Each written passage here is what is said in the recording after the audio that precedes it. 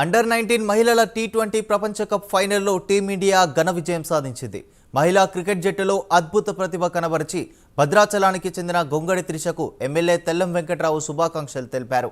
భద్రాచలం పాత మార్కెట్ వద్ద గల జూనియర్ కళాశాల మైదానం ఎదుట కేక్ కట్ చేసి సంబరాలు జరుపుకున్నారు. దేశవ్యాప్తంగా భద్రాచలం పేరు త్రిష గెలుపుతో మారుమ్రోగుతుందని ఎమ్మెల్యే హర్షం వ్యక్తం చేశారు.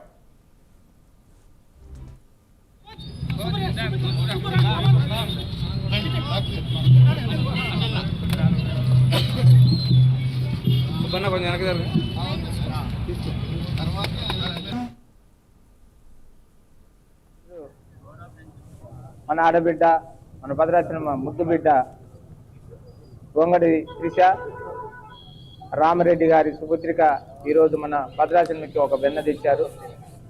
భద్రాచలంలోనే ఆటపాట ఆడి, భద్రాచలం మన ముందు ఆడి ఎంతో కష్ట నష్టాలతో చాలా మంది ఇందాక నేను అడిగితే చెప్తున్నారు, పాప చాలా బక్కగా ఉండేది, కాముగా ఉండేది, ఈ పాప బ్యాటే పట్టలేదు అనుకున్నారని చాలా మంది అంటున్నారు. నిజంగా ఆశ్చర్యం. ఒక స్పోర్టీనెస్ అనేది అవసరం లేదు మనకు.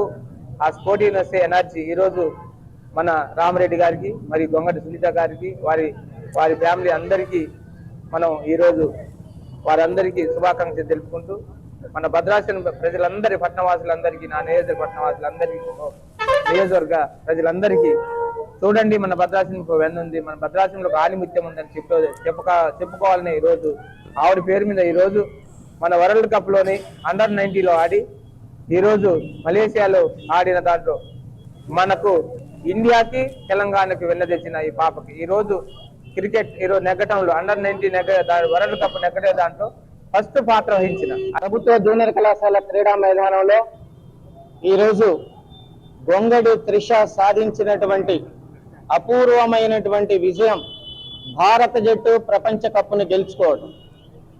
ఈ క్రమంలో గొంగడి త్రిష మా భద్రాచలం అమ్మాయి, మా గౌరవ ప్రతీక, మా పుణ్యక్షేత్రానికే వన్నె తెచ్చినటువంటి యువతి.